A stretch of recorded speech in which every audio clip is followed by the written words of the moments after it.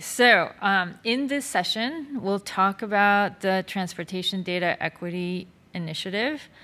And specifically, we're going to interrogate why we need data infrastructure and tooling to further access to mobility and transportation. Up till now, in the past 2 days, we talked a lot about service coordination. We talked about barriers for riders and how we can potentially improve the rider experience. Now we're going to take a look at how we can improve the data producer's experience to promote more stewardship and more open data sharing among transportation providers so that they're able to address those barriers and needs of riders. And so the goal of this session is to foster a meaningful dialogue about open, multimodal, interoperable, accessibility-first transportation data sharing, a platform for that sharing, and the different tools and open APIs that producers and consumers might need in order to have an open data exchange that actually maintains and keeps the data up to date. So that is our goal in the Transportation Data Equity Initiative. I'll do tiny introductions and I'm going to cut through all of it. Since you'll have your slides, you'll be able to see everybody who's involved in this awesome project that I'm so excited and proud to introduce you to. My name is Anat Caspi. I'm the development lead for this project. Bill Howe will be speaking next. And is the systems development lead for our project. And there are many amazing people involved. I wish I could give a discussion about each and every one of them, because really it's been an awesome team to work with, and I'm so excited about it. So the project is a multimodal effort led by the ITS JPO. They are our sponsor, and you can visit other ITS for Us deployments. There are 4 current projects who are sort of following the same growth pattern, and the link is provided there. So briefly, please, if you're interested in actually having any kind of hands-on access to the system, to the prototype system, sign up at this form. The agenda for today, it will not be 10 a.m. again, but I just ran through the introductions and welcome. We will have a quick review on the purpose and mission of this project, and then we'll talk about what is the platform and how does it support the data lifecycle for transportation data producers as well as consumers. And then we'll do some walkthroughs of real-world asks that we've received from producers and consumers and how they might be able to implement those in using the system. And finally, we'll have sort of a data consumer discussion that we're hoping to float some potential issues you found, some additional concerns and use cases you might have, et cetera. So moving right along, the mission and vision of our project is, I'm often asked, why are we focusing on data rather than equity in the built environment itself? So we're asking, why transportation data equity? I think the past day and a half has sort of discussed that, but in summary, and this is where I'm going to cut some time, really the equity gaps are where people experience informational gaps, as we found, or providers don't have the information from the ground that they need in order to assess first, metricize, and then address some of the gaps that are experienced by riders. So if we're talking about training gaps, for example, like yesterday, having some data on that and how that can be communicated back to service providers is really important. If we're talking about coordination of rides across different service providers, which Paolo just addressed in his talk, how do we get operational data to be open and shared across providers so that transfer from one provider to the next is seamless and what Arius experienced yesterday in his story is not experienced by other writers. And so active data management and measurement of some of these aspects that impact writers and their experiences is really the tie-in, at least the way I see it.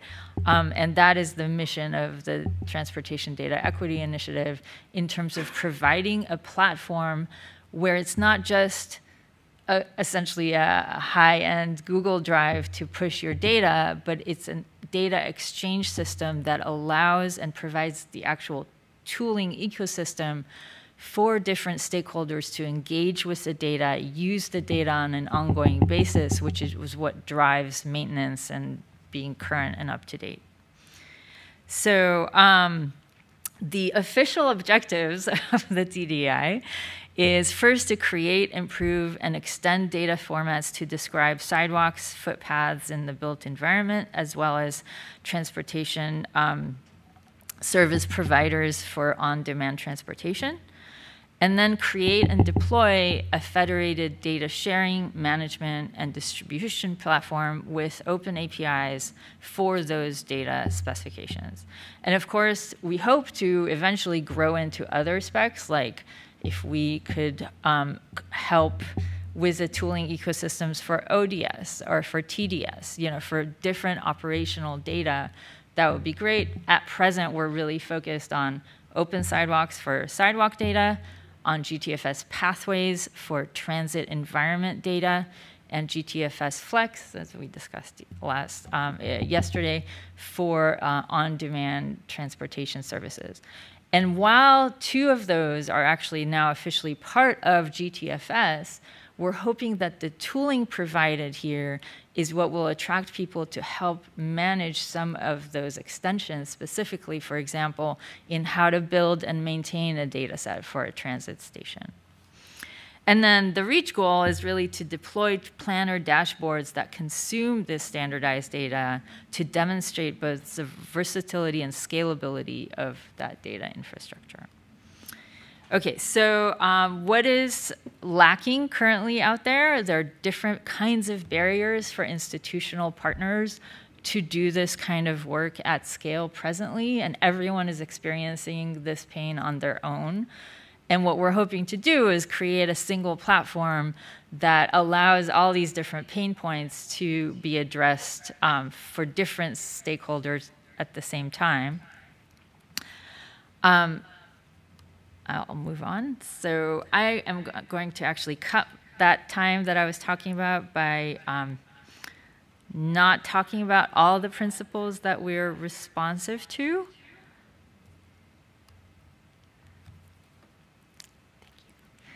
And so I'll move directly to how do I know the TDI will help me publish and maintain data within my institutional constraints. And I'll pause for a minute and let you ingest this pretty dense slide image. What the image is showing is essentially a central repository for transportation data. And we know that one exists. Like, for example, there are transportation data hubs out there. Mobility data is building one. There's Transitland, other ways to identify hubs of transportation data. The current challenge is that different stakeholders don't have a good loop feedback system that they're able to both consume and sync back some of their data into that hub. And so others might be driven to do something like using OpenStreetMap, which has its own institutional challenges and barriers, because it is much more open and allows for more stakeholders to engage in that system. What we're trying to do is find a middle ground in between those.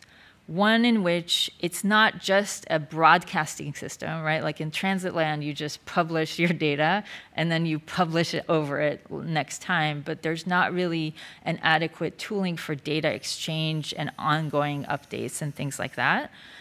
But it's not quite as open as OSM is in the sense of like different stakeholders are equitably contributing their data back, and there's no real release schedule, no real way to track history. Well, there is a way to track history, but it's not as clear as an archival way of identifying, oh, okay, this was release version 1.2 for year 2018, published by King County Metro, and this is what they vetted and signed. And some of our institutional partners absolutely need that kind of structure and therefore are unable to use OSM, OpenStreetMap.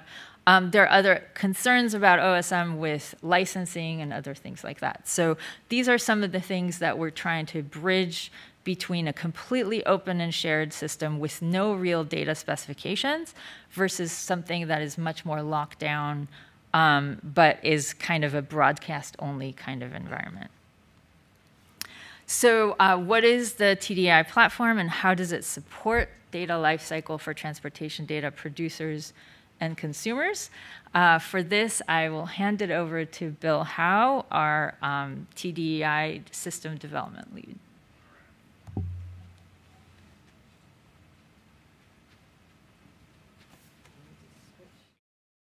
Thanks, and I'll introduce myself because was an original face maybe in this project and was involved in the original proposal, but then I stepped away for a little while and rejoined back in August. I'll continue with a couple of other slides here. You know, my expertise, so I'm on the faculty here at University of Washington in the Information School. My PhD's in computer science, and we used to build big data systems in a lot of different areas, and I've always had a bit of an applied bend. I used to hang out with oceanographers and astronomers and so forth and try to build data systems for them. And then around 2016, I kind of turned attention more toward the public sector, and that's where I had connected with Anat and Mark Hallenbach and some other folks around campus who were building similar kind of systems. So this overall view that Anat was sharing about the balance that needs to be struck between stringent standards that make the system difficult to use and very flexible general purpose repositories that end up falling a bit flat in providing utility for applications. And I would argue that the open data movement, while very successful in a lot of ways, and I was involved in that, probably people in the room were involved in trying to push that vision of transparency in government. Overall, it really didn't deliver on the promise, in part because it was the lack of these standards, right? So it ended up being so Socrata and some other companies helped hundreds of cities all around the world publish data and improved government transparency, but the ecosystem of startups and tools and so forth didn't really materialize the same way some people envisioned. And my view of that is in part because it became kind of a pool of CSV files, right? And so you ended up having to kind of do your own work to discover the data and download it and work with it, and that was kind of hard. So there's striking this balance between too much structure and too little structure is a difficult thing to do when you're building these repositories, and I think that with Anat's vision and the exceptional professionalism of the team of software engineers we have, we've done a pretty good job with that. Okay, so the lack of standards is clearly an issue in this arena, as we heard yesterday. The overall lifecycle support is something that we take seriously here, where it's not just dump it out there. As not really described this, but there's a pretty big difference between data that you're still working on versus data that's released, and so we build that into the lifecycle. And I'm not going to, for time purposes, maybe I won't go through this overall process. The point maybe I want to make. Let me sort of stride through here a little bit. The other, so there's this two failure modes of too much structure and too little structure. That is one sort of point that I've learned over the last 15 years and kind of been trying to build these kinds of systems. The other one is the value of a standard. And I was telling some people yesterday, one of my favorite examples of the way to do standards correctly is KML. And one of the reasons why I think it was successful is because the killer app was built in concert with the standard, right? People saw Google Earth and they said, that's really interesting. I want to have my data in Google Earth. And therefore, I'm incentivized to work with whatever standard it takes to get that access to that application. And so the lesson learned in that context is build those killer apps alongside the development of the standard, and that's something we're trying to develop in this project as well with Access Map and the editing tools that we'll see in a second. All right, so this slide is making the point I just made a couple of minutes ago, where in every field of science and every field of the public sector as well, there are attempts at these repositories with varying degrees of success.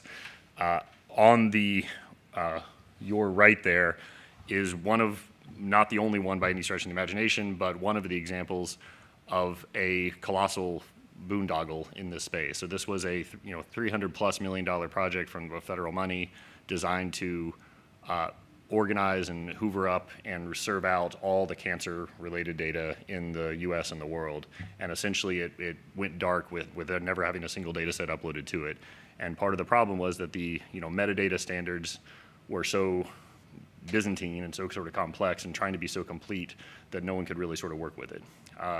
Another example, maybe not on this slide, there's sort of this spectrum here of how much, are you favoring the people who are writing the data, or are you favoring people who are reading the data? Other examples are, in oceanography, I was telling this story yesterday, so I'll tell it again, where, you feel like you went to a meeting where they're debating how to do units of salinity measurements, and then 5 years later I went back to the meeting and they were debating some of the same issues. And so this kind of standard development can really be a source of paralysis in delivering actual applications. And so striking that balance tends to be the difference between living or dying in this space. All right. So complete lack of data standards for representation of accessibility-related data elements is something we've talked about in the last couple of days. Given the focus on manual vetting that is required in this space, given the community engagement, given the needs out in the of individuals and small groups of people who are underrepresented in the mainstream conversation, there's a lot of high-touch interaction that needs to happen. So tools to be able to support that kind of collaboration is a paramount requirement.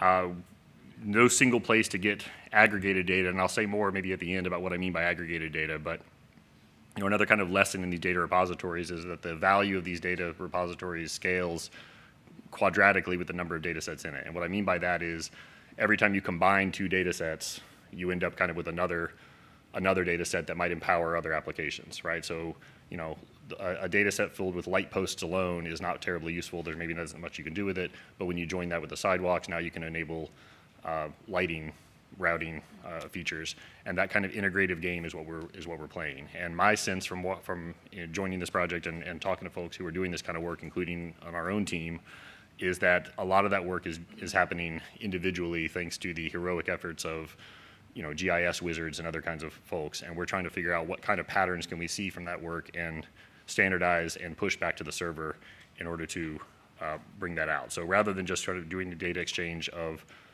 your high quality sidewalk data set will now be exchanged with someone else over there, that's valuable, as we've seen, but how can we augment that and extend that and add value to that and then exchange it as well?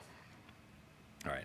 And then lack of confidence in the available open data sources. A paramount requirement in this space is to have some degree of computable confidence and quality measures that can then be relied on. And so we have a number of different projects that are exploring different notions of confidence and quality and building that into the system so that you can query for data sets that meet these requirements and start to advance the conversation around confidence and quality, as opposed to having to, take the data set that fell off the back of the truck and assume that it's good enough for your application. All right.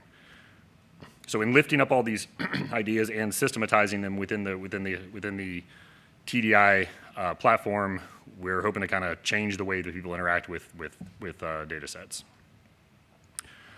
All right. I think I might stride through that. The architecture that's been developed here is, given that some of these tasks that we want to support, say confidence computation or some of the joins, they are, non-trivial computation that has to happen on top of the data, right? So it's not just pulling it in and serving it, it's actually doing some non-trivial computation on there, which means we have this asynchronous, job-oriented set of requirements, which motivates a microservice, loosely coupled bus architecture, which is rare among these federally funded projects. So we're trying to use these modern architectures and modern applications, frameworks, and development strategies to deliver this. And so, you know, you have, this is not a complete list of all the things that we're doing here, but there's a confidence score calculation. Validation alone can take longer and longer depending on what you mean by validation. You can check that the format matches requirements pretty cheaply, but when you're looking at compliance with a particular schema, that gets a little bit more expensive. When you're looking at non-trivial things that need to check elements that may be distant in space, it can get even more expensive. And so these things can be some heavyweight computation that happens in order to deliver on this vision of providing usable, high-quality data to all applications. All right. The language we're adopting as of fairly recently for the core components here, there's a TDI core component that I'm mostly going to talk about and show in a few moments, which is, you know, you think about Amazon Web Services, or something else, or Azure, or any other cloud platform. The API is the main thing, right? There's also an interface. There's also kind of a set of tools around it to interact directly through a browser. Excuse me. And we are delivering a similar experience, but the APIs are really what the selling point is. So this is programmatic access, and that's what I'm going to show today. So you're going to see, you know, Python code and so forth, as opposed to whiz-bang applications for part of it. All right. The TDI workspaces provides a arena for connecting editing tools, and a key requirement in this space is that there already is an existing community of ecosystem of tools that exists around OSM, and so needing to be able to communicate with that ecosystem is important. However, direct interaction with OSM is sometimes limited not by technical barriers, but by data licensing and some of the procedures they have.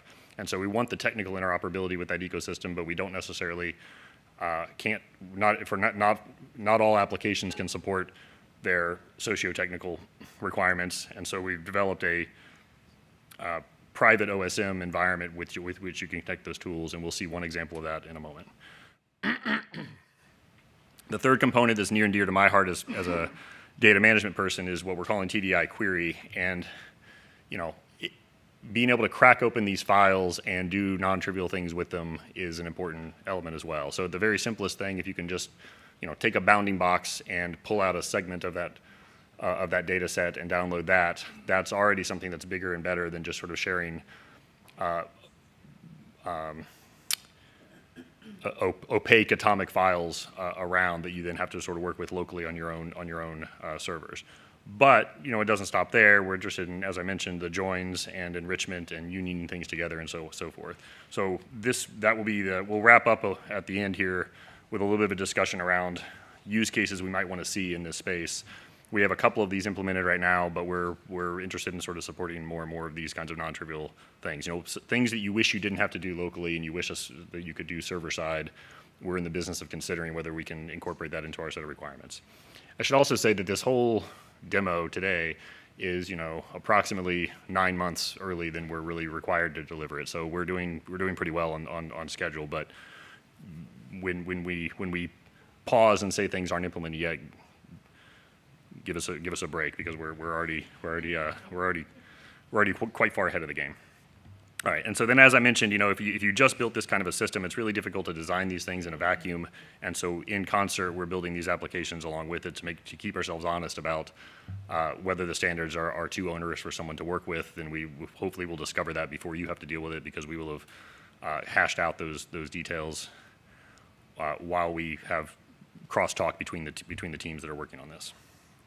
All right, so. I mentioned microservices and the bus architecture. Everything is open source. We're following these agile development processes, which means, again, if we do hear requirements at these kinds of events, we're happy to try to take those back in. We're interested in that. That's why we're doing it. That's why we're pushing ourselves to give these demos earlier than, in some cases, than we necessarily need to be, according to our deployment schedule. And then we're having an ongoing conversation about performance metrics and system monitoring and so forth as well. You know, I think there's some milestone that was reached recently in terms of miles of pedestrian footpaths that we have in the system. We're looking at what kind of ways can we keep ourselves operating at a high level with respect to metrics that people are interested in having. So, you know, not just number of, you know, you could cheat on any one of these metrics, number of miles of pedestrian footpaths. Well, what if they're all bad or they don't match the built environment? Then that's not particularly useful. And so we're having that discussion as well. All right. So with that, let me switch over, and I'm going to try to do that relatively transparently here. So unlike the traditional demo where, you know, it only works on one laptop, that's not why we're switching. It's only switching because it needs some local computation, and I don't have that, and that's not anything we've set up. So you too can do this, everything that we're doing here as well. In fact, I may ask you to, so. That work? Yeah.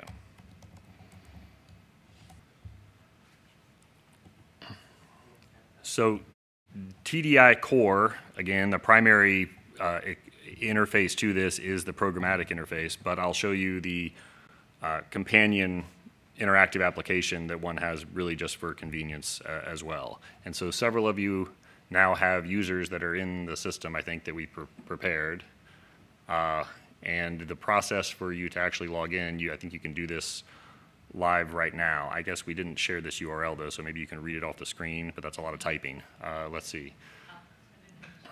Put it in chat, okay.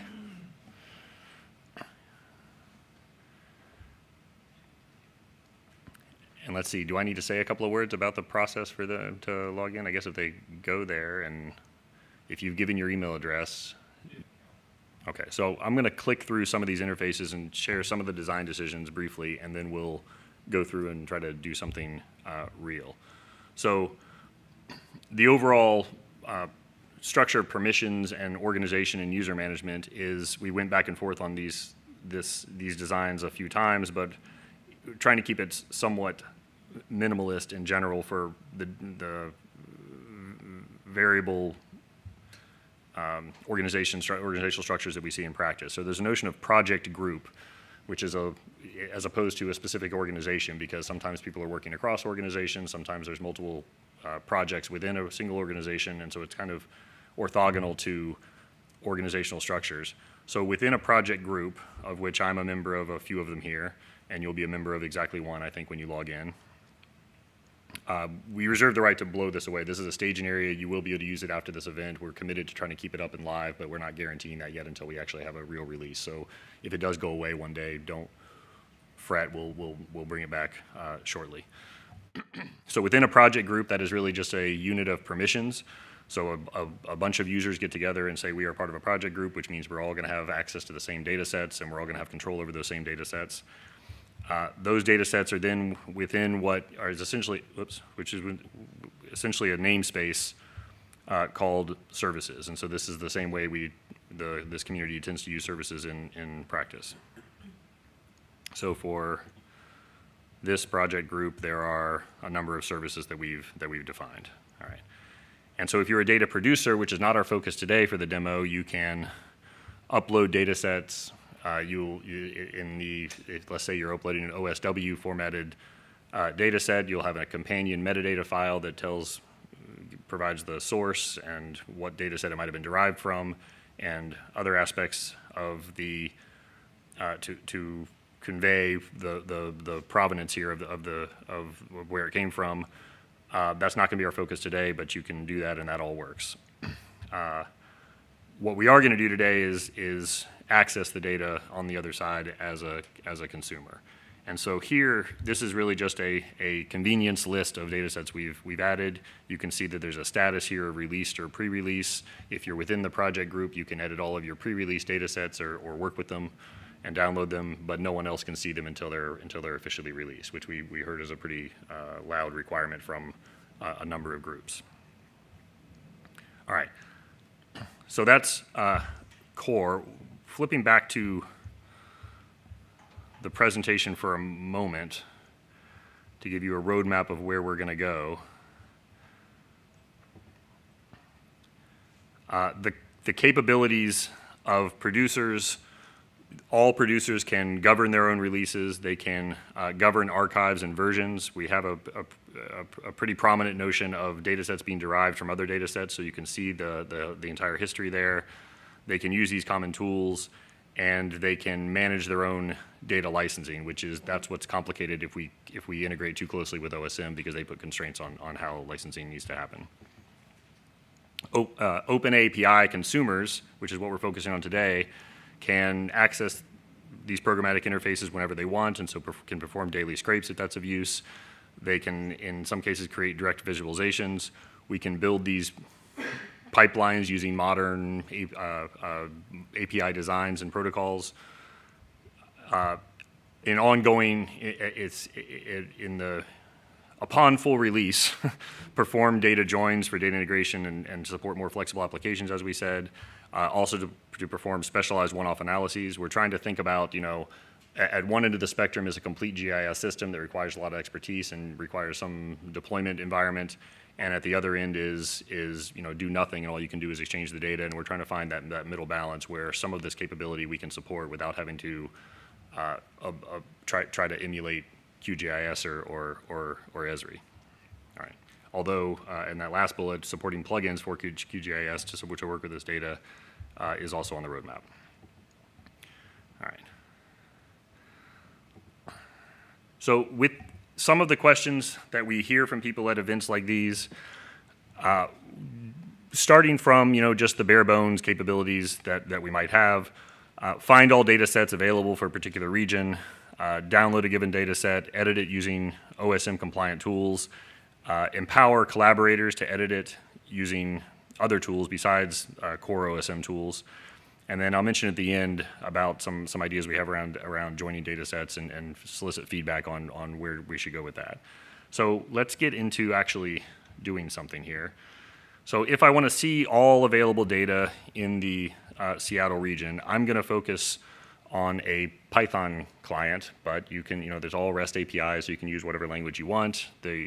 Actually, maybe one thing I'll quickly show here is, if this is the analog to Amazon Web Services console, providing, that exercises these APIs, everything you're seeing on this interface uses the APIs that you have access to as well, so you could build a similar interface on your own. This automatically generated Swagger, half documentation, half mini application supports learning and demos and documentation as well. So with this, I'll mention that this is a pretty big list of stuff that you can already do, and this list will only grow. We're quite good now at thanks to the excellence on the team, about producing these things according to best practices of API development in modern agile development. And we're interested in the workflows that these APIs support. If you have comments on those, that's something we're still actively considering. Although we put a lot of thought into these, but that's in order to prepare it for you all to actually give us the actual feedback and kick the tires a little bit.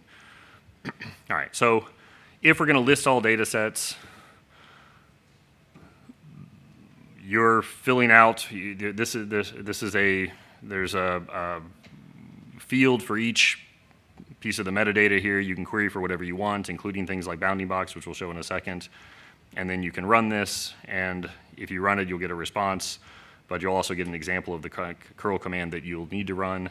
I'll be connecting using an API key for my user. You'll have your own API key, which you can see if you go to the dashboard here. And so if you want to try, let me ask actually, is anybody going to try any of this live? We have a few, yeah, Thomas is going to try it live. That's surprising no one. He's, so with that API key that you get from there, if you're going to use the Swagger interface, maybe speaking to Thomas, you can go up here to authorize, plug in your API key here. There's two different ways of doing this. One is a temporary authorization token by putting in your username and password. I'm not really going to show that because it's a little bit extra, a few extra steps. But if you just put in your API key, it'll work permanently for that user. Once you enter that, the rest of these calls should work. All right, so, but in my preferred environment here was to put together a little Jupyter notebook. You'll forgive the faculty quality code here as opposed to the developer quality code that we're used to in this area, but maybe that's for the best because it shows that even if I can put something together in a few hours, that means you can too. So all this is going to do is use this requests library. I'm going to put in the API key. I'm going to say that we expect JSON back.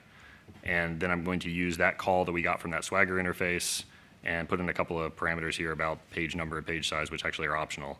And we can run that. And so that's thinking here, and you get back a JSON list of a bunch of data sets that is everything that is associated with that project group that I'm in, as well as any release data sets. Perhaps that's too big of a list, so instead let's filter for something that's intersecting with a bounding box, and here I'm going to make the same API call, but I'm going to add a few more parameters to define the bounding box, and we can run that as well. And so now I've gotten I've also filtered only for OSW data sets as opposed to GCF Flex or pathways. All right. Should I pause? How are you doing, Thomas? You can proceed. I think if we're, as long as we have at least one person connecting along the same way, then I think that's a victory. Get my virtual environment and get a notebook running, et cetera. I see. So, sorry, I meant to give you the link here. I flashed it on the slides, but I didn't call attention to it. So let me. I did get the Swagger interface. Well, Swagger, but actually this Jupyter notebook itself is there, which might save you a step or two. Yeah, that would be super useful. It's a global namespace, so we have to add a lot of hyphens to make sure that it's unique with other acronyms out there. All right, so and hopefully that's, I think that's shared and available. And so if you speak Python, then this might be a more convenient way to move in. Now, with my API key is going to be in the Jupyter notebook, which is fine for now. You can use it, but if the right way would be to go to like the dashboard and get your own API key and put it in there. Either way is okay. Just be expecting that link to let me download the Python notebook, move it into a folder where I can access it, et cetera. That should be the case. Yeah. Cool. You'll be our test case if I forgot to hit the share button or something. I'll do my best. I am not a programmer.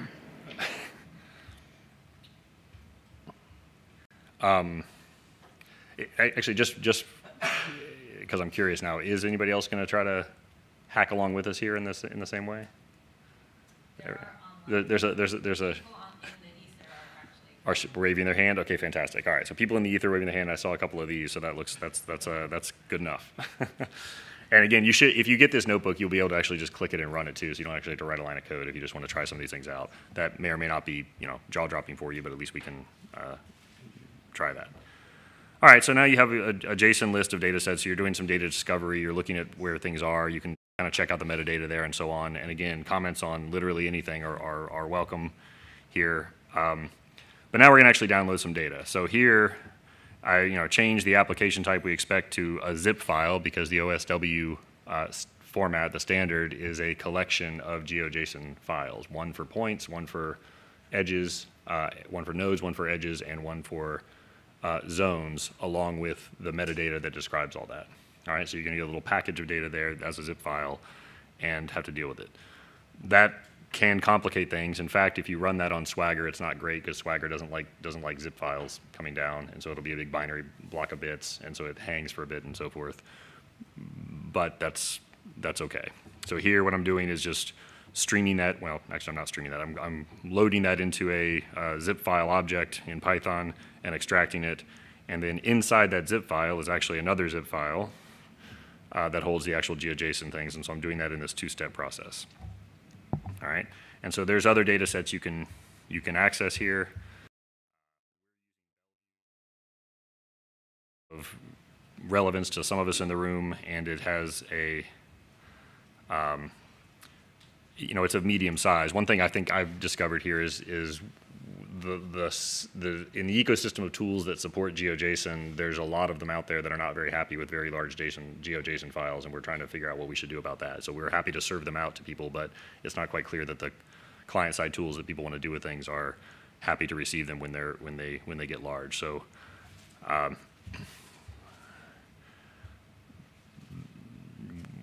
we have our strategy for dealing with that, but we can talk about what that might look like.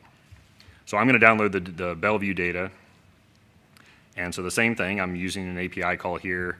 I ask for this OSW, and I give it the dataset ID, which you can get from the UI, or you can get from this programmatically through this API call. It's one of these fields. Data, TDI, that's the service ID, right there at the top, TDI dataset ID, all right? And so if I run that, it's going to think for a little bit here because the Bellevue dataset's a little bit bigger. And if you use those curl commands, you'll see the same thing. It'll pause for a second, and then you'll download it. So now Jupyter Notebook tells me that that's done. And so I've got on my local file system, I extracted all the GeoJSON stuff. I know the name of the thing that got extracted, so I hard-coded that here. And I'm going to read it into GeoPandas, which speaks GeoJSON, right? And then I'm just going to plot it. All right, so I'm not doing anything fancy with this yet, although now you're ready to put it into whatever other tool speaks GeoJSON. And so just to show that, which you already saw the result of that. I'm only looking at the edges. There's also a nodes file and a zones file, which you can also visualize in various ways, but I'm just trying to get a sense to make sure that it looks like what I expect the shape of Bellevue to look like.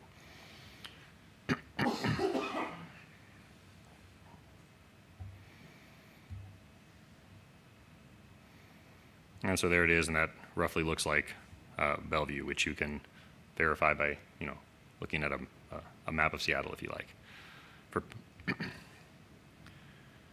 All right. The Seattle data set you can download, but that will be a little clunkier as it gets by because it's I don't know, maybe about 5 times as large, I think. All right. So given these large data sets, one thing you might want to do is select by bounding box. Conceptually, this is pretty trivial, but the actual architecture involved in this, we put a little bit of thought into. It's not really, it's a little bit overbuilt for the bounding box query, but this is trying to set us up for more non-trivial analytics. So you have this asynchronous kind of interaction so that you can support if you want to do some significant computation over the entire Bellevue data set and it takes a few hours, that's fine, we're set up for that. Nothing breaks, nothing is wrong. And so the interaction there gets a little bit more involved. You actually create a job for the bounding box query. Right, and so here, the only thing I've added, I think I'm moving away from the mic too much here. Sorry about that if people are on Zoom. I've developed a bounding box by looking at, I think, that openmaps.io interface and kind of zooming in on Bellevue and pulling something out of the middle of downtown. That's what this bounding box represents. You can use your own if you'd like. And I'm splicing that into the string here in order to go get an OSW file, but now I'm getting one that's just a subset. And so again, conceptually, this is sort of obvious and natural, but just the fact that on the server side we can crack open these files and pull down exactly what you want is already kind of a nice capability over what a lot of the file sharing systems that are out there provide. All right, so maybe I'll run that. And so what that returns is just a job ID, just a number. All right, so that doesn't do anything yet necessarily. Well, it is doing something on the server side, but it hasn't returned you that result. And then we use that job ID to go check and see, to poll and see when that job is done. In this case, it'll be pretty quick because it's a pretty simple thing. But again, we're looking ahead to large-scale analytics that we may want to do on your behalf as well. And so I'll run that. I think I did this right with job. Yeah, okay. And so there's the job status object that comes back, and it says completed because it only takes a couple seconds here in this case. And that job is ready, and therefore the result of that job is another OSW file that's ready to be downloaded, and you can get that whenever you want. It'll hang out there, and so I'm going to do that. I'm going to go ahead and fetch the subset data that we just created with that job, which is yet another call here, where job and download, and you pass in the job ID for the result of the job ID for the result that you want, and I'm going to do the zip file dance again one more time because that's what's coming down as a zip file. All right,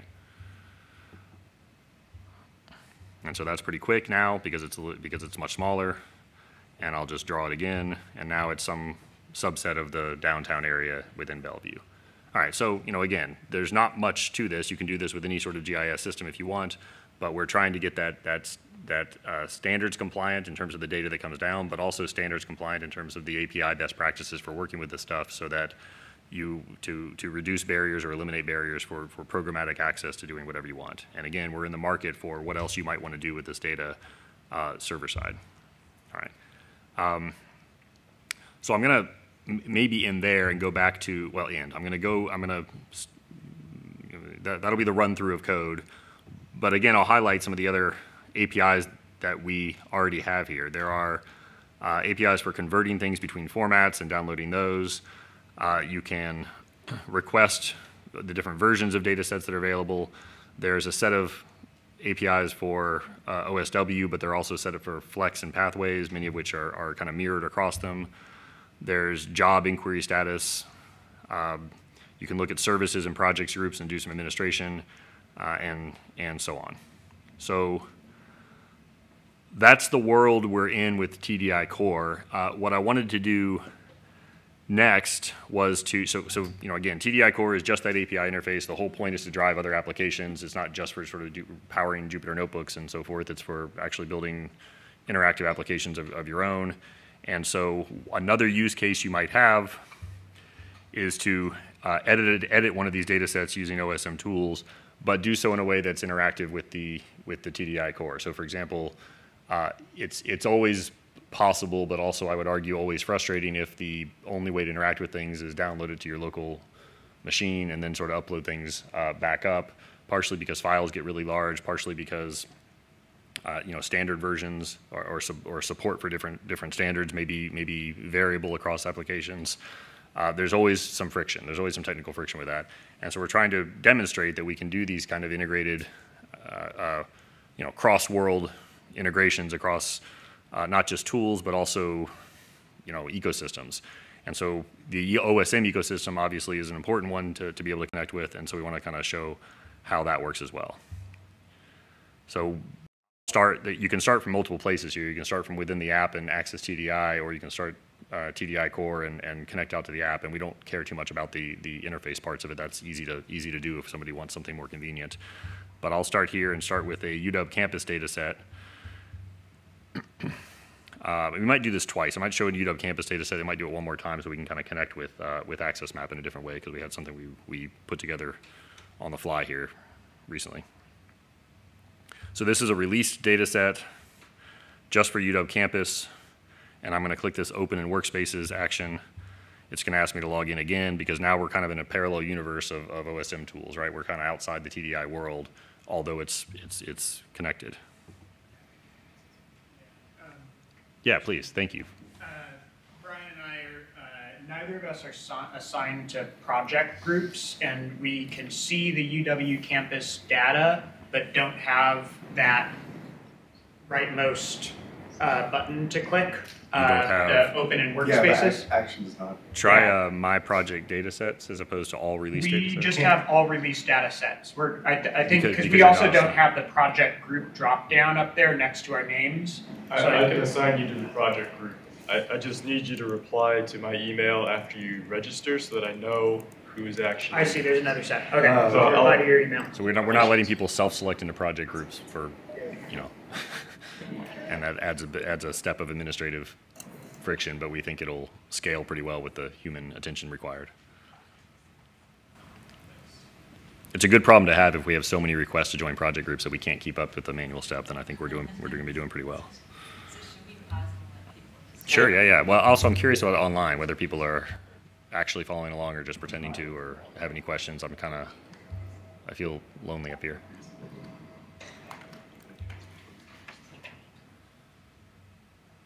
So maybe prod them for a response online and see. Okay, and see if. Anybody else? How we doing?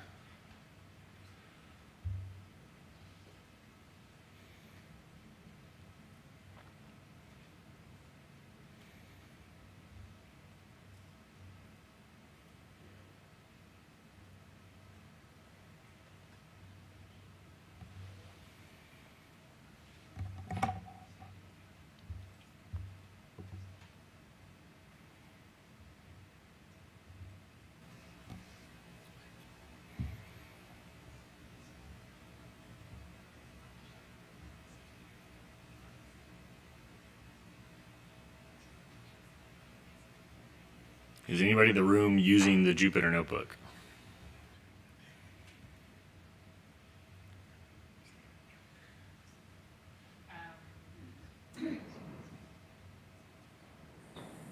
Seems like Nina may download the zip, and she's using it in VS Code. There you go. All right. We can show a curl command too. You know, that's another way to access this stuff if you prefer Bash. And Johan from Antwer, like, yes. All right, so a little bit of engagement with this.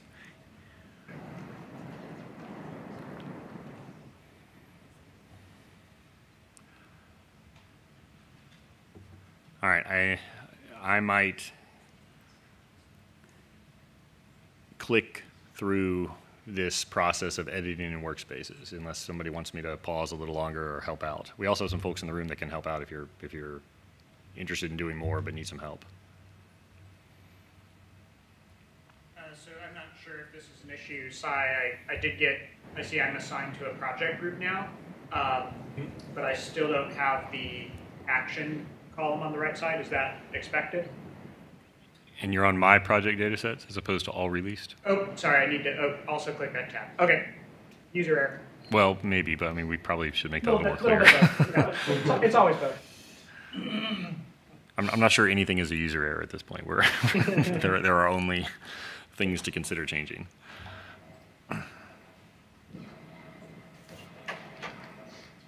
And you know, this action column right now has that open in workspaces, but we're envisioning a number of different actions and connections to different applications and so on.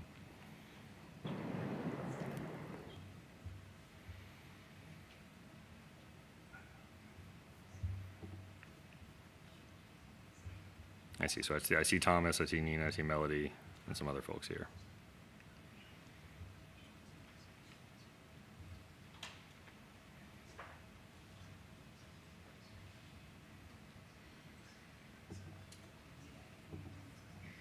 So I'm going to go ahead and click this Open in Workspaces button, and we'll see how that works.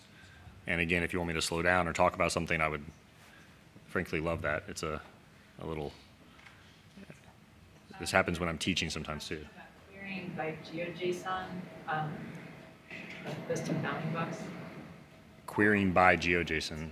Can they say more? For example, I have a GeoJSON that describes my council district. I think that I'm highly supportive of that. I think sort of plugging in a bounding box in the format of 4 query parameters in the URL is probably not ideal in how we interface this. So I think that's probably right. There are some standard ways of supporting things. There's no difficulty in the back end. Once we get through the how to express it in the API, it's pretty trivial. It's all going into kind of a PostGIS comparison. So we have access to all the sort of topological queries of containment or intersects or whatever. And so I would tend to agree. That'll be something we can discuss as a team, though.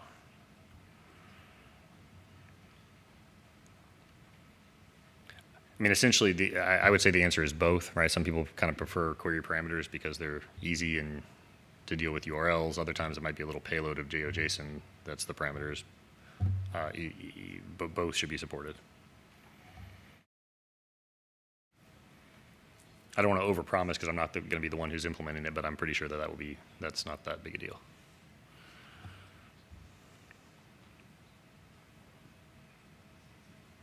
Yes, that was a long-winded way of saying no, we don't support that right now, but it's a good idea. All right, I'm going to click this and walk through this process. So within workspaces, there were previously other ways to create workspaces. This tool pre-existed, well, by our team, but existed in our environment before the TDI existed, and now we're showing that you can kind of integrate these things without having to kind of deal with your own local data. And so I'm going to create a workspace from the data set that I found in TDI. Can you describe some use cases why somebody would want to do this? The ones that I think about, which there are people in the room that are more expert than I am, including the person that asked the question. There's what I'm, the being able to edit these data sets in a convenient way without having to sort of break out your programming tools. We're trying to expose this to analysts who may or may not be prepared to, again, open up a Jupyter notebook and start working with that. And so having that kind of seamless interface to it. So just being able to edit at all is one core use case. But maybe more importantly, with specifically here, is that you're interoperable with the OSM ecosystem. So given that we're now going to be able to put this data set into a thing called a workspace, we will show one editing tool that supports OSM, but there are other tools out there that also speak OSM, and all of those are now, modulo testing, all of those are now potentially available here. And this is this was a heavyweight lift for us to decide to do, right? It would be nice if we could just dump things out to OSM and let everybody connect directly to OSM, but because of some of the socio-technical considerations and design decisions that they made, we want the technical capabilities of that, but without taking on some of the burden that they place. And so this was a nice solution for us. So we have essentially a private OSM environment that you can connect to that is now increasingly integrated with TDI for data exchange. I sort of evaded your question a little bit, but other. So internally that's important, but it also supports exporting it to the community to do like their own vetting. Right. Exchange with the community. Right. So I'll just regurgitate those words a little bit, but we think in terms of the analyst who's going to do something with this, but especially in this community, nothing scales very well, right? There's a lot of manual work to do. There's a lot of human attention. It's a very high touch exercise to do this vetting of data, and so we need a way to kind of empower the broader community and collaborate with other folks, and that means speaking whatever tools that they're used to using. It means developing some of our own tools that you'll see in a few minutes, but we need to figure out how to empower and make use of the community's attention on working with this data. All right, so that puts a higher bar for interoperability than perhaps we would if we were working with, I don't know, genomics data or something like that, right? You're not going to crowdsource your genomic analysis. So, Doreen, I actually kind of wanted to follow up on Anat's question. Yeah. I don't know if you were here yesterday, but even what's meaningful for different blind people about space and what's there is, there's no standards. I mean, what my fantasy would be just a simple form where, if I go somewhere, I kind of do this on my blog, but if I go talk to a bunch of blind people about points and segments and JSON polygons, first of all, their eyes are going to glaze over, Right. They don't have eyes. But if you give us a form with open-ended fields and then have somebody with capacity to go back, look at the forms and code it a little bit or tie it to specific geography, that would be helpful. That would be one way of being helpful, and that also seems like it could be a definable project that you might be able to partner about. So that would just be my observation. Right. I think the same thing would be true for like wheelchair users and where there's curb cuts and parking lots, and why blind people hate parking lots and driveways, but wheelchair users really need them. Right. So I mean, it is still high touch, and it's still high detail, and not, I'm not super familiar with the open format. Last time I looked, which was a while ago, I'm like, what I need isn't going to fit into that data. So a couple. Thinking about how to Sure. how to do that increment and how to also maybe make it fun and rewarding. I don't know. No, it's great. I mean, I think the philosophy here, as I was mentioning earlier, there is a bit of a danger zone on both sides, right? You start to sort of say, here are the 7 things that our applications care about. That's all you can really express. Then that's going to shut out a lot of use cases. Going to shut a lot of engagement and so on. On the other side, though, I think if it is completely open, free text, describe whatever you want, it's quite easy to, it's sort of schema on, in the database where we talk about schema on read versus schema on write. And so there's kind of a no free lunch, right? Pay me now or pay me later. And so if we allow anything goes coming in, then somebody has to make it up on the other side. And so the philosophy right now, I think, is to try to strike that balance where we have, for example, in the OSW standard, there are capabilities for extensions that can be carried along with the file, even though we're not saying it's a formal part of the standard yet. We can still kind of carry that with it. So far, we've kind of resisted the temptation to allow completely open free text because we're afraid that it'll turn into soup that we can't make heads or tails of. However, if I'm, permission to speak freely, I think that there is a role for some learning to happen there, right? Where some machine learning to happen there, where we can let people sort of do whatever they want, and we start to guess how to interpret that properly and get some automation and mileage that way. So we might be able to get the best of both worlds thanks to what's happening with natural language understanding now in the past couple of years. That being said, that's not currently on the roadmap. That's just something we talk about sometimes. But what drives the roadmap is folks like yourself speaking up and asking for it and help us declare the use cases. So don't take that as a no. I want to make sure Anat has a chance to show other aspects of this editing workflow. So I'm within workspaces here, and this UW campus TDI data set is the one I just connected to workspaces. Whoops, that's not the right button. And now I'm ready to edit it, and once I click that edit button, I'm now in something that looks like OpenStreetMaps, right? It's not OpenStreetMaps, it's hitting our private implementation of OpenStreetMaps, but you have all the same editing tools that you might have there. So here's the UW campus. One of the challenges in putting together this demo is our UW campus data set is so good that there's not a lot to edit anymore. So so if you found something out there on the footways as you were walking around campus and it's not represented here, please fix it. But I had trouble finding things I'm not the best mapper in the room by any stretch of the imagination, so you all perhaps would notice problems right away. But I don't tend to see any. So I was adding, we had a conversation yesterday about the zones versus paths, so I was adding line segments across red square as something that I thought potentially was useful here. So maybe I'll do something along those lines, no pun intended. So here's where we are, sort of. Not here.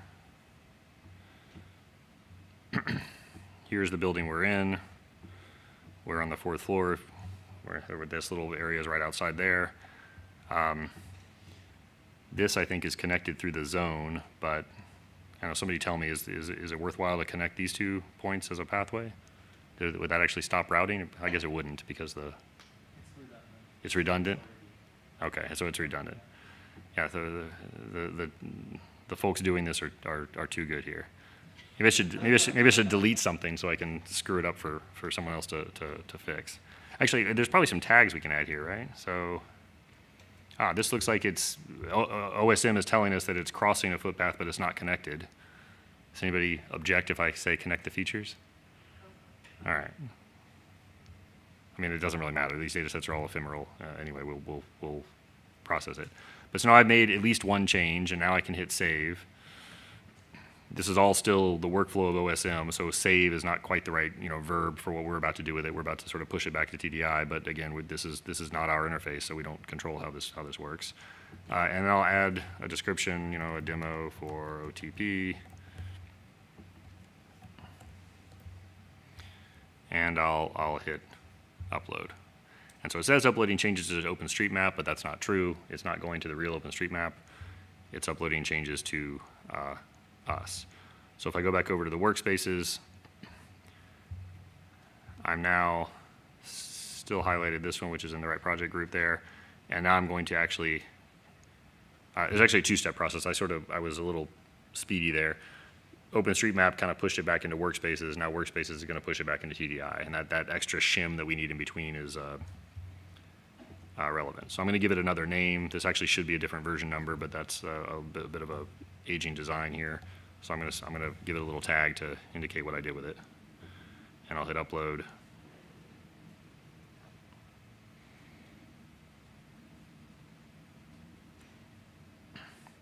And so what happened here is I got another one of those job IDs because the upload process is actually a fairly heavyweight process for us because of all the validation and checking that we do on upload. And we're actually looking at ways to kind of speed that up because in some cases it can be a little bit of friction in how long it takes. But that being said, we also don't want to let people just upload any broken files and terrible stuff. So we're trying to strike that balance.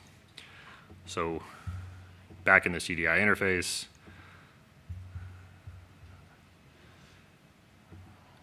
my token expired there. That's from earlier, I guess. So the job didn't. Oh, whoops, I'm in the wrong project group. And so there's the one I just uploaded, 11:27 a.m. It's a new data set. It's pre-release because the release is an extra step, so it's not exposed to anybody else except for people in this project group. And we could go back and do that whole workflow again and do some more editing. Right, so this is all things that people can do with enough, skills and integration with GIS systems and so on. But we're trying to think about how we can support these workflows to minimize friction for the variety of users that we know we have, that we know that need access to these tools. Let me pause there, given time, because I want to make sure that you have a chance to talk about the other tools. Is that right?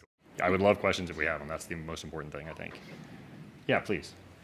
Hey, I'm wondering about, these are specific entities, and you showed downloading a version, editing it, and then uploading it, sort of like an SVN repository. And I'm wondering how you how do you do conflict resolution? That's all fine and good for when everybody is editing a specific area and you have it checked out. But I'm just wondering if you guys have thought about conflict resolution. Oh, for sure. So one design decision right now is that these are actually separate data sets. That's not the right thing in every situation, but that's kind of a safe well, in my opinion, that's a safe default so that we have kind of everything we need. However, the fact that these are really, really similar except for one little change probably ought to be tracked somewhere in the system. And so some of the work that we have on the roadmap for the next 9 months before we actually do the release is to have a much more deeply integrated notion of change sets and provenance. And something kind of near and dear to my heart is once you have kind of a formal, I'll say, a principled notion of change sets, which is a little bit different than the way OSM processes them.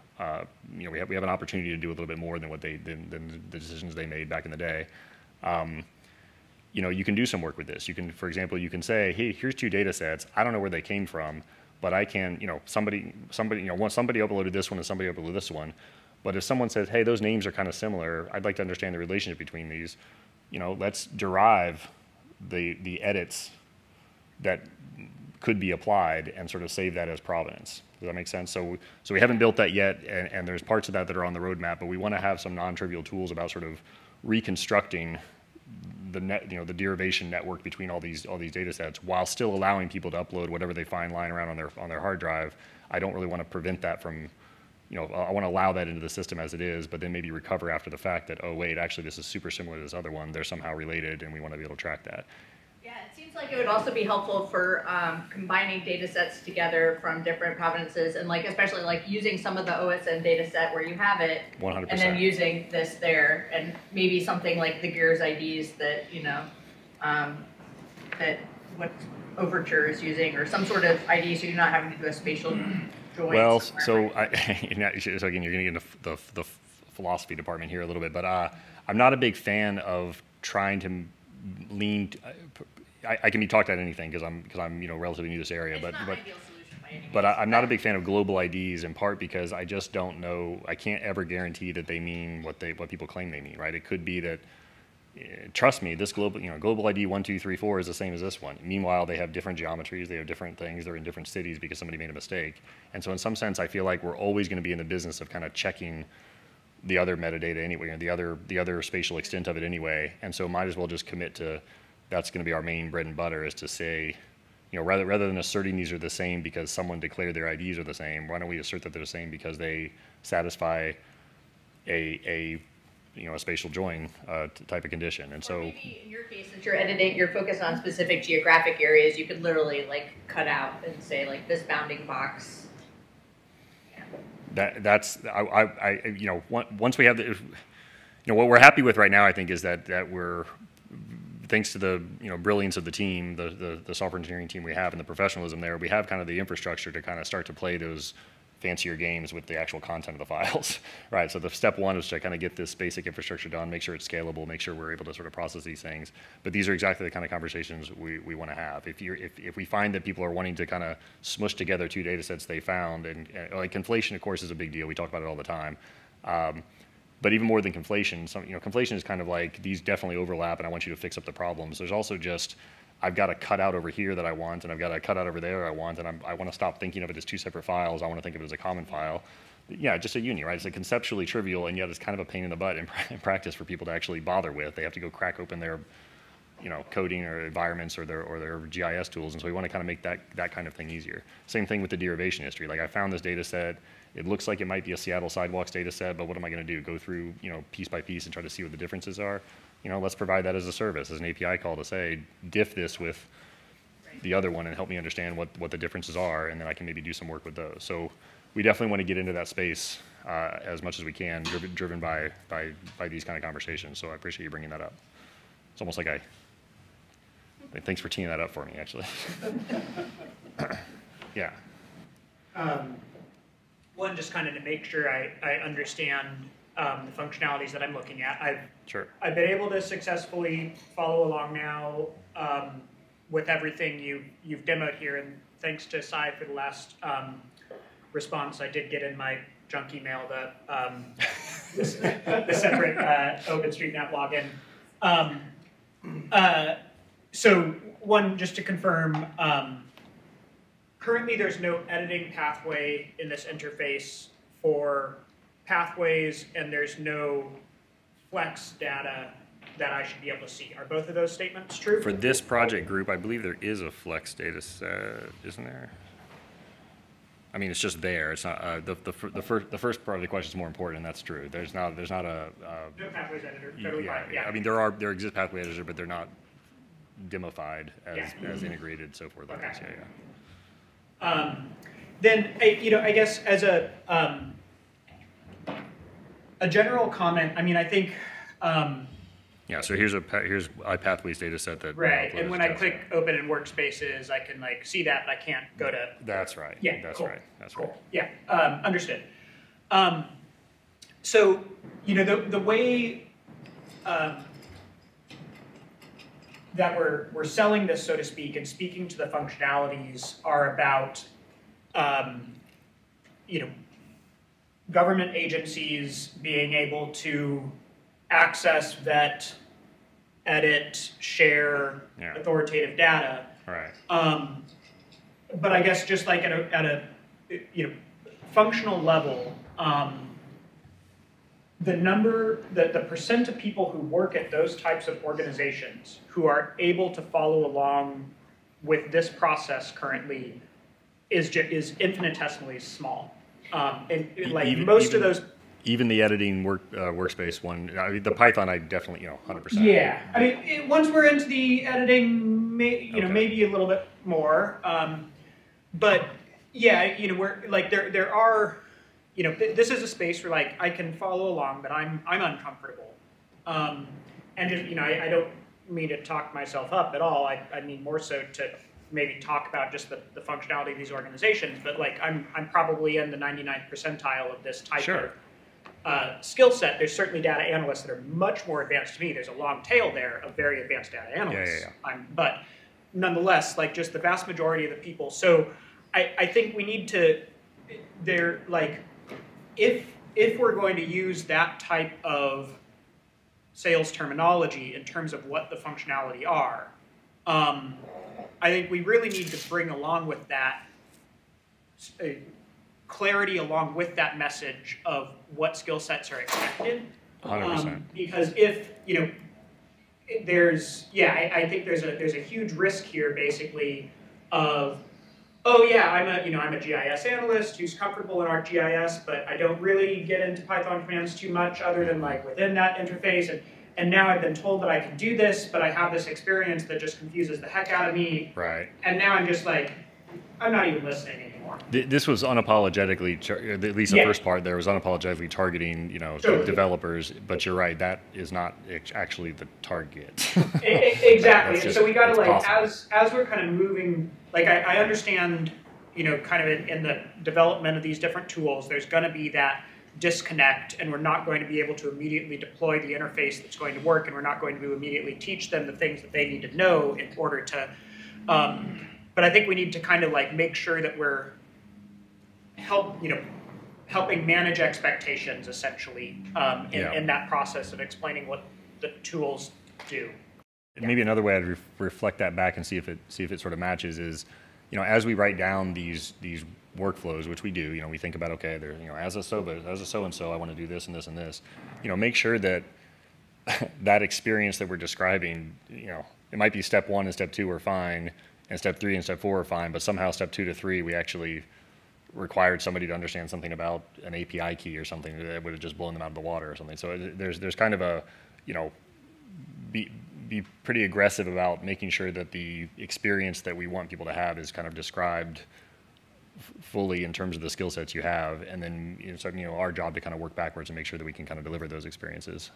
Anyway, I'm just slightly different words on saying the same thing, I suppose. But I think we could use some help on making sure that we have a kind of a bank of those workflows that are vetted, where if we deliver on that experience, then we will capture the interests of a larger segment than the 1%. And so we're interested in it, but we may need your help to make sure that we're doing it right.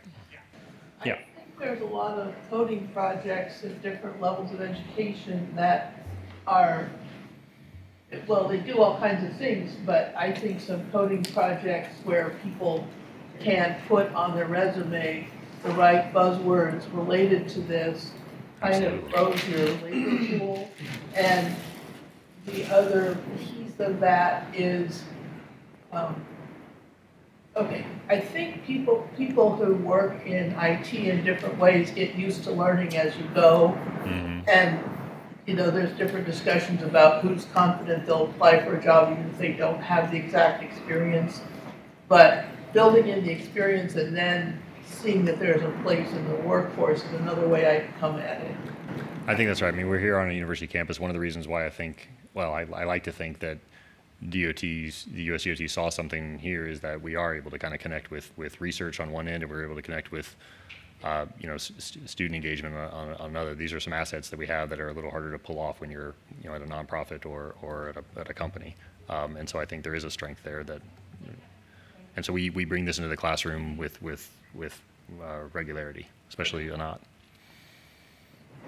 It's a good idea, though. In fact, you're making me realize that we probably should do that sooner rather than later, is actually come up with some, turn even what we showed today into some kind of a class exercise or something. We haven't quite done that yet, but we could. The topic is very engaging for students, too, so it's kind of a win-win. Other thoughts? Other reactions? I know it's kind of bare bones here in a second, but again, that kind of API-forward design and architecture is the right way to do it nowadays. But sometimes it kind of what you actually end up seeing is a little developer oriented. And you get this experience with Amazon too. It's like you get on these console and you start doing this stuff and you're looking at it and you're like, I thought this was easy. And you have hundreds of buttons and sort of everything, and you're like, I need the cognitive load of operating their user interface is as hard as any sort of programming environment. So we're, hopefully we won't get that bad, but that is kind of the nature of the beast a little bit. If you asked me to log into the AWS interface, I'd walk out of it. I haven't even matched passwords and log into the portal, so. I'll even just extemporaneously here, there is kind of maybe a principle here of a number of there's a segment of customers who are going to want to stay within an application or one or two applications or something, and that it's just this even the way I'm framing this is like, oh, there's a system over here, and architecturally it's connected to another system over here. It's already kind of sounding a little bit like what did you just say? So there may need to be kind of we have some choices on how we integrate things, right? So for example, even here, there's a choice of staying within workspaces and kind of the TDI connections are mostly invisible, or the way I showed it, which is kind of crossing between them. There's going to be some people that are probably not comfortable with this idea of flipping over to another window to connect something. So anyway, it goes back to your point about we need to write down these workflows and make sure that we're designing for the right thing. I may be misunderstanding sort of I'm not an OSM micromapper and stuff. That's not, I know, right? It's kind of disappointing, Why not? A number of people, but so I may be misunderstanding kind of the purpose of that interface. But I guess like one question I have is just like, as far as the basic introduction and user interface for TDEI, is there a reason why it's not just the OSM interface with the TDEI logo in the top left, and that's it? Like, is there a reason why that's not what we're looking at right now? You mean as opposed to, let's see, so admittedly there were, and I see the UW, like, basically, why am I not starting there? so maybe two questions there, both closely related. One is why you're not starting there, and that's, what I just sort of mentioned is I can imagine that some people might be, I do editing, right? That's what I do. I want to go to my editing. It's fine if it's your special, WashDOT approved University of Washington built editing it, fine, whatever. But the point is I want to go to one place and do my work. I don't want to have to think about this whole nonsense. I think another aspect of what I just showed is that there were essentially three systems involved, right? There's something in TDI, and then there's this workspaces thing, and then you go to the editor, and then you go back and so forth. This can all be sort of cleaned up. This is basically showing that we can integrate these things behind the scenes with the APIs, but that actual experience is not the way it's going to be permanently, because why would it be? Most of that stuff's pretty easy though. Once we have the, do you really want to click a link inside TDE Core and click out to the thing and then approve it again and then log in and so forth, or do we want to make that more seamless? We absolutely can. We just are kind of showing that the plumbing can exist. So more research to be done in thinking about what the best portal is to log into and have government employees interact with. But it may get to the point where, we just have tcat.osm.edu and you log in and you do stuff and you walk away. Certainly for the editing workflow, that doesn't sound terrible, right? That sounds like probably the right idea. For other, there are other use cases that are more analyst oriented or read oriented, and maybe we'll show, Access Map, for example. They'll log into Access Map and look at it, and there'll be a bunch of exchange back and forth with TDI and sharing and provenance and so forth going on, but you don't really interact with that very much. You just do your routing, right, or do your analysis. And to the extent that then people know how to edit OSM, that skill is directly transferable. Yeah. That was the big reason, was that we don't want to build that tool again, right? That already exists. People already know it. So we got to somehow connect to it. Yeah, let the person knows what she's talking about. I would argue that endpoint actually is part of this already, in a sense, because once Thomas, who owns the data set, says, okay, my release in the TDI is now ready for internal editing. You push that to workspaces, and all you give your folks who are editing is that link. And that's how Cole, who's online, just now internally edited the health through housing King County Metro instance in Redmond, for example. So he only has access to that with the task manager that allows people to coordinate their editing over there. He is not interacting with the general TDI at all. That was something that I released out to him so that he can vet that data. So maybe I, as like, maybe if I'm like future system admin of this system at WashDOT, I'm dealing with this stuff, but then I'm provisioning to other WashDOT employees the tailored tools and interfaces that they need to interact with the data. Right, and the current release on the TDI for Ontour to consume remains the released, vetted version that you pushed without all these edits until you're ready for re-releasing the data again. Right. That was important for some of our stakeholders who really wanted like a clear release structure and cycle. So I would venture to say that it is kind of there. You just don't show that link. You only show that link. You don't necessarily share the general. Right. Okay. So this is Access Map, the Redmond one that Sam put together. Is there something useful to talk about here? Sure. I should say the following because Olivia is very serious about this. Everybody needs their lunch.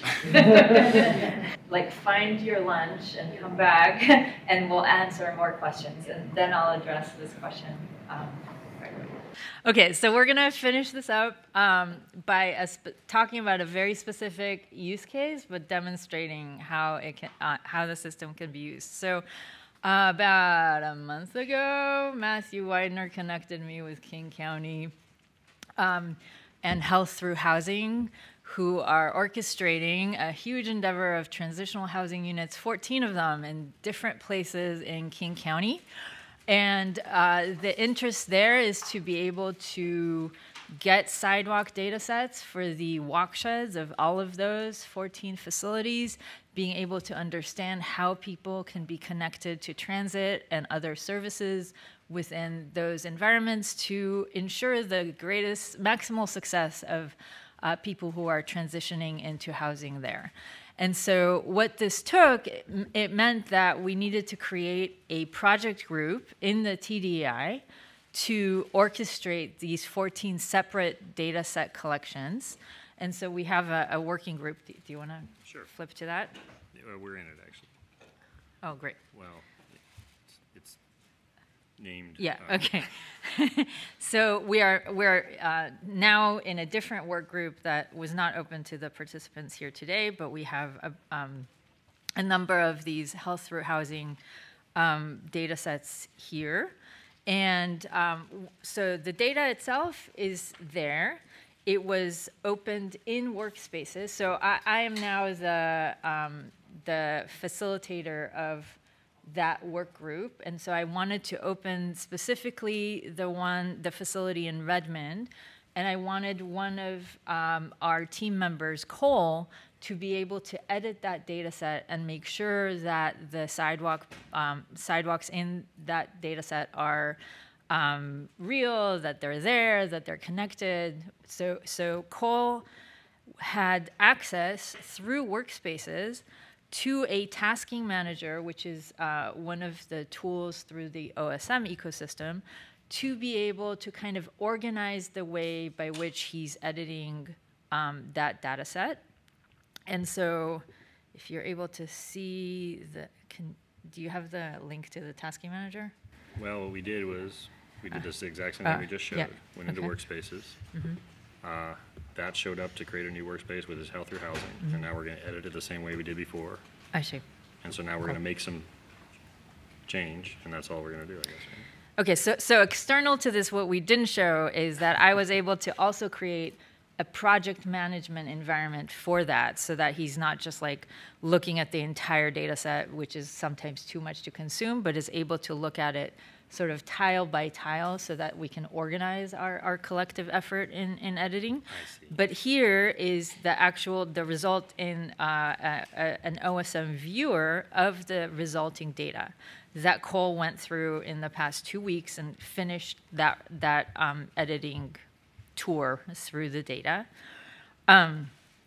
Now that this is in our private OSM, we can break something here, or we can edit something. Do you have any?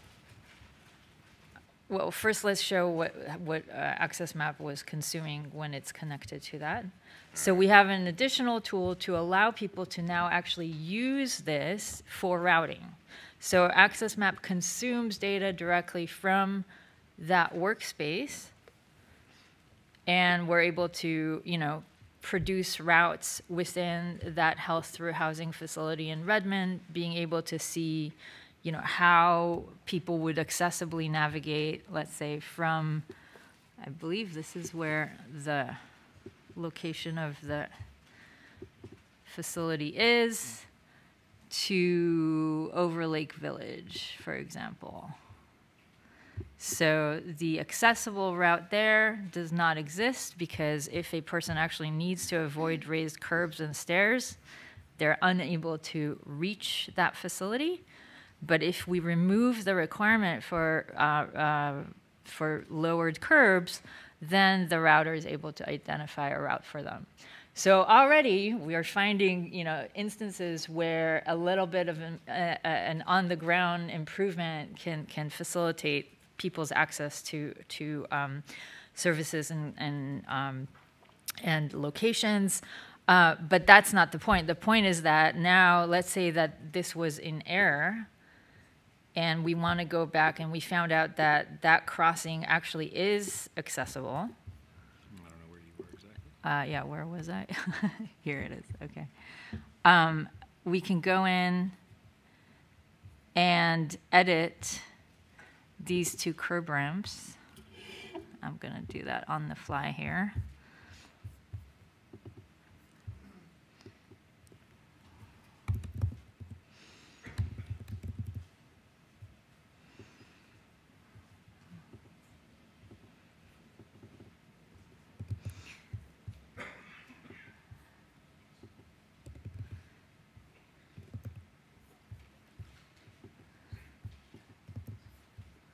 Cole's going to get very mad that I've ruined his.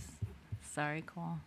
Okay. Data set anyway. Okay, what's that? It'll be a separate data set anyway. I see. Do you want to? Yeah. So now I've saved those edits, making it accessible for someone to navigate to that area. Going back to workspaces.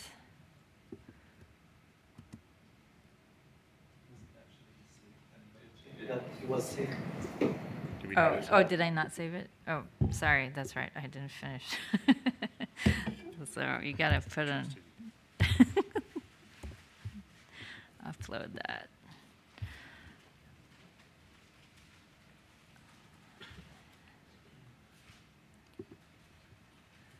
Gotta save your work.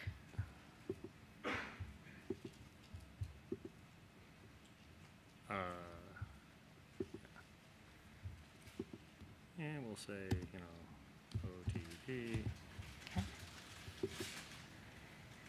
So what he's doing now is ensuring that we're saving this as a separate data set in workspaces because we're not touching the release in the TDI that it's tied to.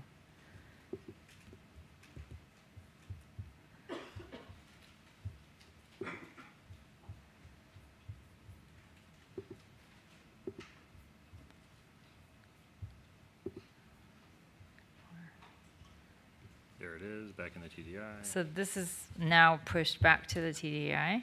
But we have one more step we have to do to release it, otherwise Access Map Oh. can't see it. But for Access Map to consume it, you do have to release it because Access Map will take whatever is the latest and greatest release for that data.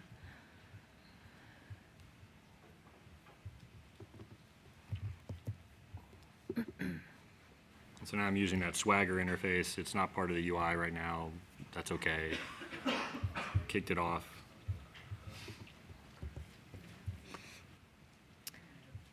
So through a CI/CD magic, this will happen in 2 minutes. So in 2 minutes, this will be updated and Access Map will consume it.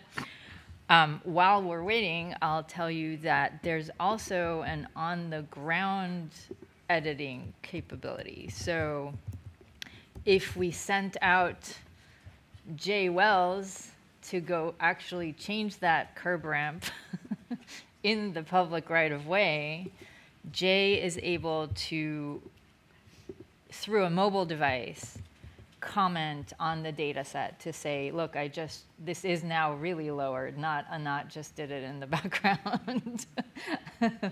And be able to then instantiate the same thing where Access Map will, what's that? I was making as a Sam. Do you see your change in there?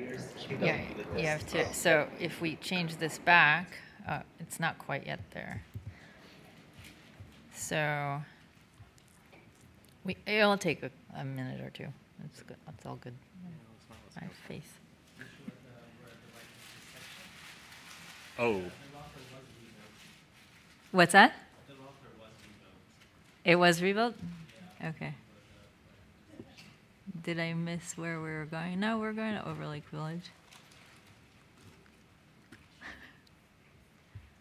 I'll start from here. Let's see. I'm pretty sure.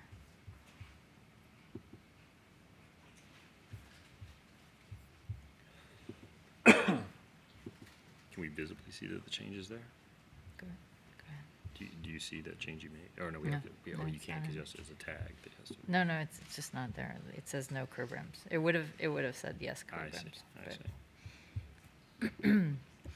Anyway, so the accompanying mobile application will enable the same kind of editing, but without having to have somebody know anything about the ID editor or desktop type of editing. What we're trying to obviate there is this lengthy handshake type of process that typically happens between people who do projects and project management in the public right-of-way versus those who maintain the data up to date. So cutting out that process of how to communicate those changes, but letting people who are on the ground and made the changes to actually communicate that directly with the data set. Any questions on that? The last thing I wanted to mention before we let Chad speak is that, and this is a question that came up in the Zoom chat as well. The question was, how do you allow people to actually synchronize back to OpenStreetMap if they do wish to do that? And currently, our mechanism is an agreement with Esri, who have a feature server that's connected to the rapid deployment.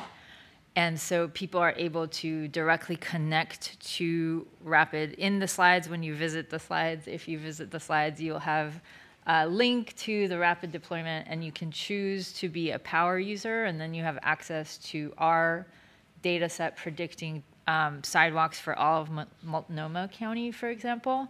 And that allows people in crowds or people that, let's say, ODOT chooses to allow in to be able to edit into OSM whatever data they're publishing, so that there will be increased synchronization across those different systems, but doesn't require anybody to actually, in order to produce data, you don't absolutely have to have the access to the labor required to vet every single element into OSM. Any questions on that? Yeah. How does it go the other way? So, Yeah. Great question. So actually, that came up in the chat as well.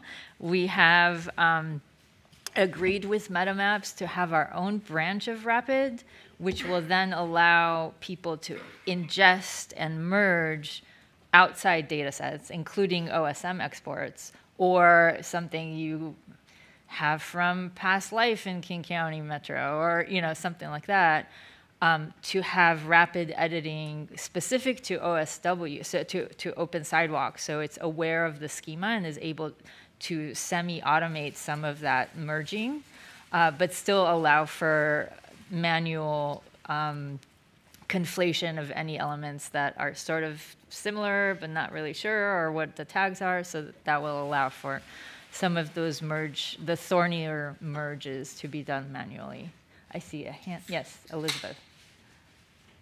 Cool, but I'm worried about the licensing of OpenStreetMap data. Doesn't that then infect your data with ODBL licensing?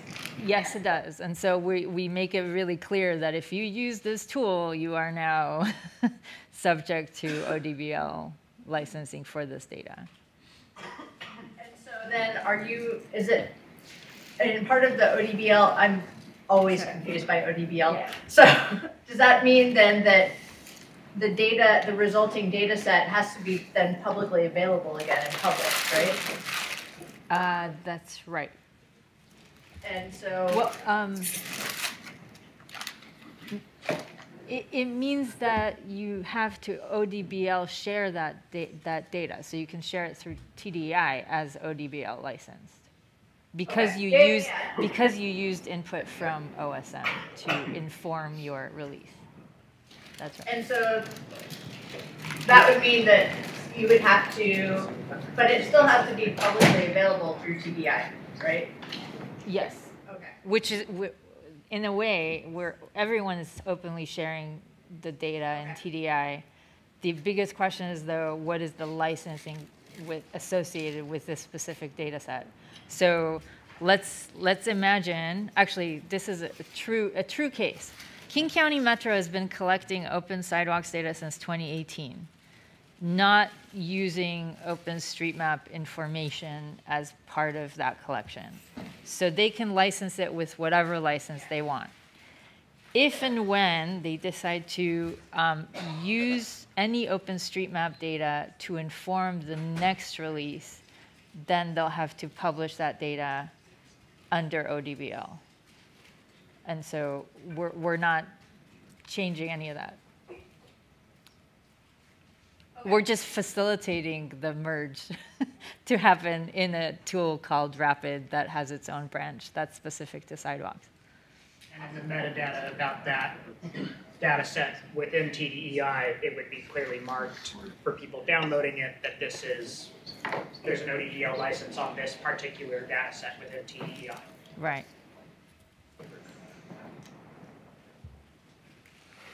Great questions.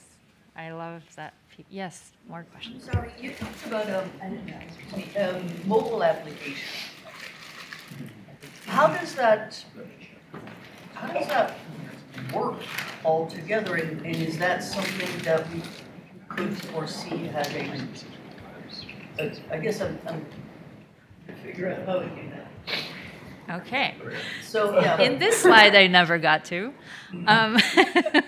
we essentially are showing that there's a way to publish to OSM through Esri feature services. There's also through TDI workspaces. We have our GoInfo mobile application.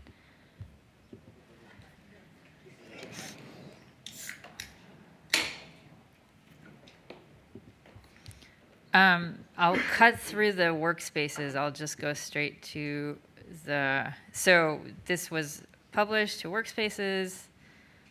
Now it will be available. Okay, so here is that same data set in workspaces now available to a mobile app.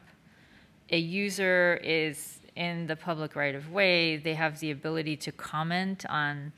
So different organizations may choose to ask different questions about what's out there. So in the Health Through Housing example, our folks from Health Through Housing don't know this yet, but Nick is interested in having people on the ground comment on access in those environments and facilities so that people going through the transitional housing experience are able to comment back about the public right-of-way there and let people know if there are barriers there. So they will be so King County and King County Metro helping with access to transit there will enable certain queries about, was there a curb ramp here? Is the curb ramp good? They get to choose what these questions about the public right-of-way might be.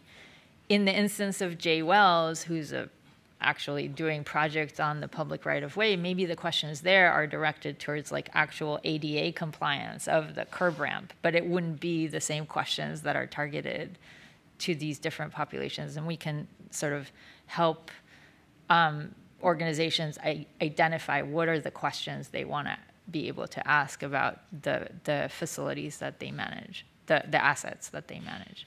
Did that answer the question? Okay, thank you. Okay, cool.